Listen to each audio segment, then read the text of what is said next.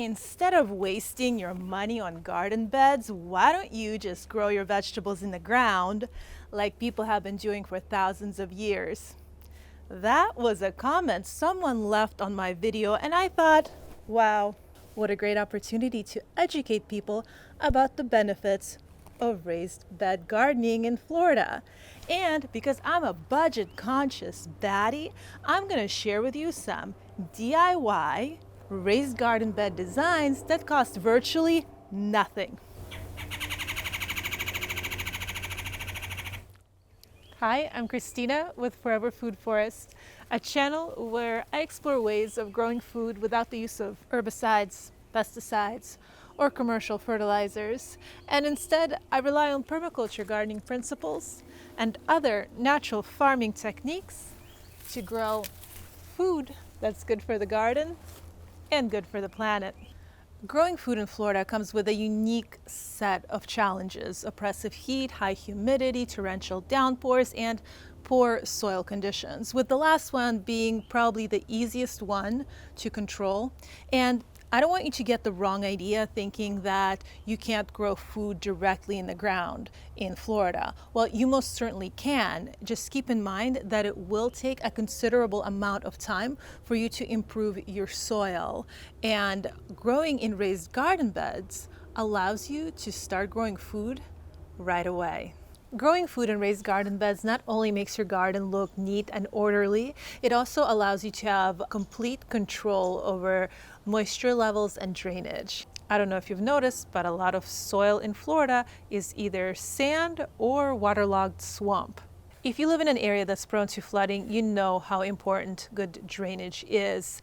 And those torrential downpours that I mentioned earlier, not only do they wash away all the nutrients from the soil, they also create a waterlogged environment that will suffocate all but the most invasive plant roots. However, growing in raised garden beds raises up the soil level and allows for better drainage. Just make sure your beds have an open bottom, or at least drainage holes.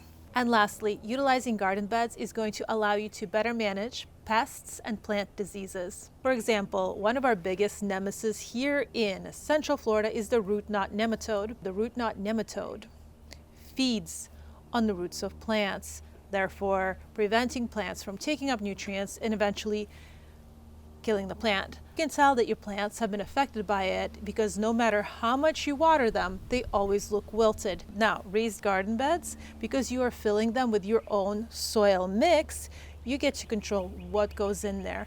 And root knot nematodes hate organic matter. So by filling your garden beds with lots of compost, composted wood chips, kitchen scraps, things like that, you're going to naturally create an environment that the nematodes do not like. And if you have moles, get a raised garden bed, put a mesh underneath it to keep their little grubby paws from tearing up your little seedlings. Raised garden beds come in a variety of shapes, sizes, and materials. So how do you decide which one is right for you? Well, there are a couple things to consider. Does your area flood? Do you get lots of sun, or is your garden mostly in the shade? And lastly, and perhaps most importantly, is how much space do you have? By utilizing towers and vertical growing systems like trellises, you'd be surprised by how much food you can grow in a small space. When it comes to budget-friendly materials, there's no better option than free. In fact, 5 years ago in this very spot, I built my very first completely free garden bed utilizing shipping pallets.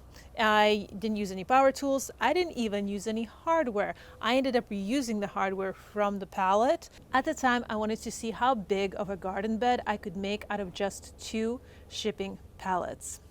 It ended up being around 4 foot by 8. And to fill it, I used yard waste as well as a mixture of coco coir, worm castings, perlite, and native soil. So if you are thinking of making your own shipping pallet garden beds, make sure to get pallets that have been heat treated and not treated with fungicides or any other harsh chemicals. And also make sure they weren't used to transport harsh chemicals either, because anything that you use to make your garden beds is eventually going to seep into the soil and into your food.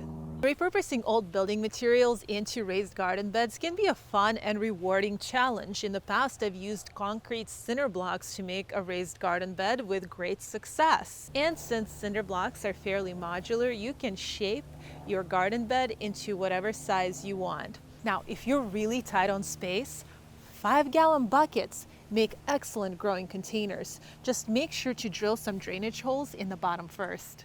If you're not afraid to drop some coin, there are plenty of raised garden bed options on the market, especially for small spaces. If you have something like a patio or a balcony, these raised beds that are on legs are excellent. They have built-in drainage, so you don't have to worry about all that water draining out onto your neighbors that live right below you or onto your nice deck. And you can grow lots of little lettuces, herbs, little small compact things in these. Now, to really maximize your growing space, I really like these raised towers. So each one of these is modular and you can stack them.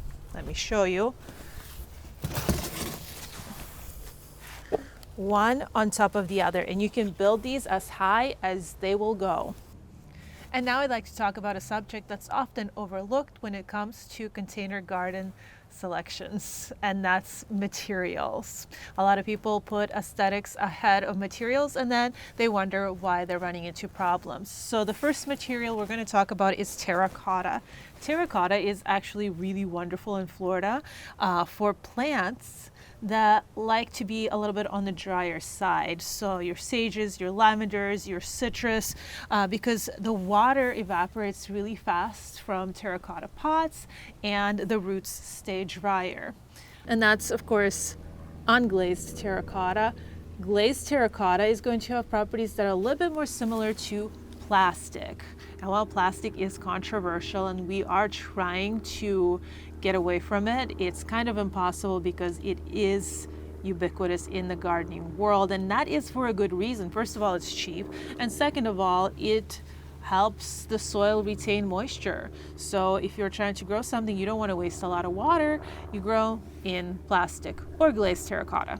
One of many drawbacks from using plastic is that it does not last, and the containers tend to crack after long-term exposure to UV rays. Our next material of choice is fabric. Fabric is surprisingly fantastic when it comes to its use in growing containers. It's light, easy to transport.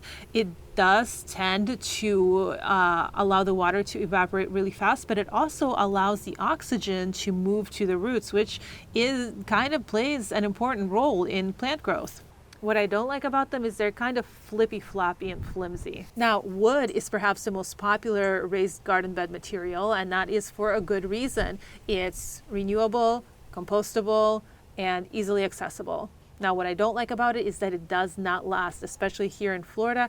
If you live in an area that gets a lot of rain, a lot of flooding, the wood just tends to disintegrate and rot away in about 2 to 3 years, and that is really unfortunate. So that's why over the last year and a half, we have been slowly transitioning from wooden garden beds to these metal ones. And so far, the metal ones have been working out really well. We have several beds that are a few years old. The key is you got to get them either powder coated or painted. And as long as the powder coat or the paint is undamaged, they are not going to rust. In Florida, full sun does not equal full sun. And to really make the most out of your growing season, you have to take advantage of your microclimates. For example, if you have a big tree in your yard, position your garden beds in such a way that your plants are shielded from the sun during the hottest part of the day. Morning sun is best, so if you can position your garden beds in such a way that they get sun during the first half of the day and are in the shade during the second hottest part of the day, you are going to have much better success. But what if you don't have any trees? Don't fret. You can make shade by utilizing trellises and garden arches. By positioning your trellises in such a way that they provide shade during the hottest part of the day, you can actually maximize your growing space by putting your more heat-sensitive plants on the inside and then growing more heat-tolerant climbing plants on the outside, providing shade. A good example of heat-loving climbing plants are black-eyed peas or cow peas. So thanks for watching. Hopefully this was informative. If you have any questions, drop them down below. If you want to see more videos like this, make sure to give it a thumbs up. Make sure that you're still subscribed if you've been subscribed, because weird things have been happening. And if you're new and you like this kind of content and you want to see more of this face, I don't know why you would, but if you would, make sure that you subscribe too. I'll see you in the next one. Bye, guys. Am I a baddie? I'm not a baddie. I'm a budget conscious baddie.